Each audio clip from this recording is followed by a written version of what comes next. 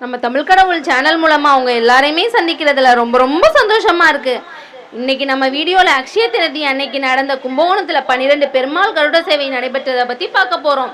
ஆண்டுதோறும் சித்திரை மாதம் மலர்பிறையில் அமாவாசைக்கு பிறகு வரும் 3வது திதியான அக்ஷய திருதியொட்டி கும்பகோணத்தில் உள்ள 12 வைணவ கோயில்களில் இருந்தும் 12 கருட வாகனங்களில் பெருமாள் பக்தர்களுக்கு காட்சியளிப்பது வழக்கமாக இருந்துகிட்டு இருக்கு.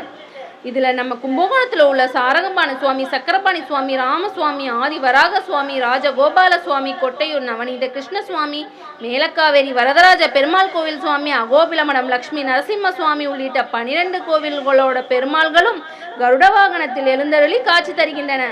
ஆஞ்சநேயர் எழுந்தருளியவுடன் அந்த பெருமாளுக்கு முன்பு திருமங்கை ஆழ்வார், நம்மாழ்வார், திருமலிசை ஆழ்வார் ஆகியோர் காலை முதல் 1 மணி வரை அலங்கார பந்தலில் வீற்றிருந்து மக்கள் அனைவருக்கும் காட்சி தருவது வழக்கமாக இருந்துகிட்டு இருக்கு.